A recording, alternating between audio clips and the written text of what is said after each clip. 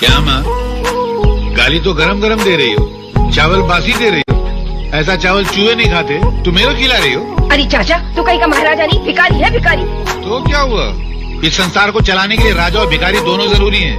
राजा tax लेता है तो भिखारी भीख लेता है। राजा महल में राज करता है तो भिखारी तुम्हारे दरवाजे पे आके फरियाद करता है। राजा इंसाफ करता है तो भिखारी बासी खाना साफ करता है। तुम्हारे दरवाजे पे आके अगर मैं भीख मांगता हूँ ना, तो तुम मेरे पे एहसान नहीं करती हो, मैं एहसान करता हूँ।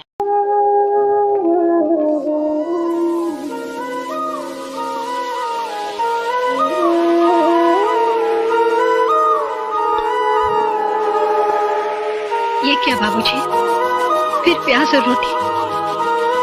सब्जी दाल खाना तो कई दिनों से भूल ही गए हैं आप।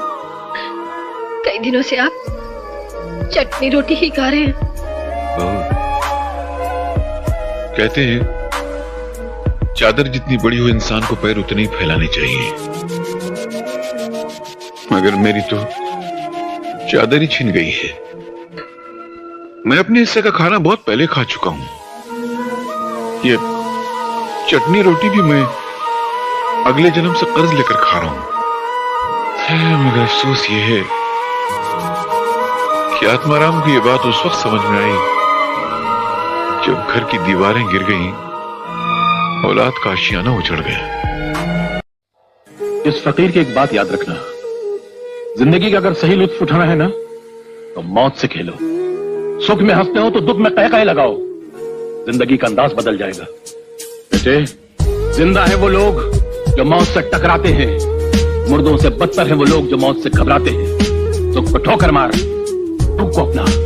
अरे सुख तो बेवफा है, चंद दिनों के लिए आता और चला जाता है। दुख तो अपना साथी है, अपने साथ रहता है।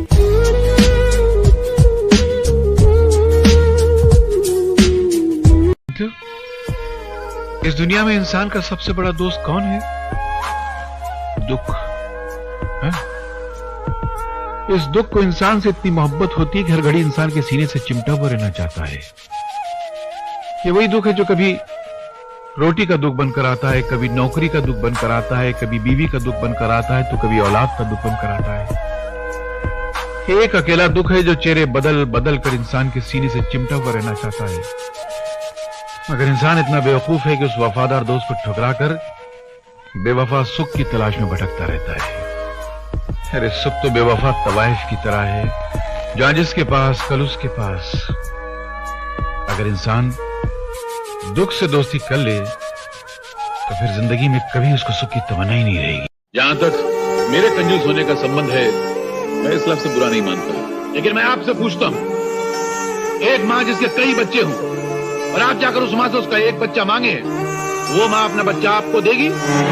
कभी नहीं देगी। इसी तरह मैं भी अपनी मेहनत से कमाए हुए अपने एक एक पैसे को अपनी औलाद समझता हूँ।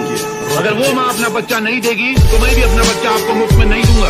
अगर वो माँ कंजूस है तो मैं भी कंजूस हूँ और मुझे अपने कंजूस होने पर फख्र है, शर्मिंदगी नहीं। इस देश में पढ़ाई लिखाई करने वालों को मिलता क्या है? सारी जिंदगी माँ बाप की दौलत और मेहनत को बर्बाद करके लड़के डिग्री हासिल करते हैं, उसके बाद नौकरी के लिए ठोकरें खाते फिरते हैं। आधी जिंदगी पढ़ाई में गुजर जाती है, आधी जिंदगी ठोकरें खाने में गुजर जाती है। तो क्या फायदा ऐसा पढ़ाई हासिल करके? उल्टा पढ़ाई लिखाई हासिल करने के बाद मेहनत मजदूरी करते हुए शर्म आती है, क्योंकि दिमाग की दीवार पर डिग्री की छाप लगा। वैसे भी आज के जमाने में कौन पढ़ाई लिखाई करके साधु संत बन जाता है? सभी बेईमान बनते हैं, पढ़ाई लिखाई करके बेईमानी के नए नए तरीके निकालते हैं।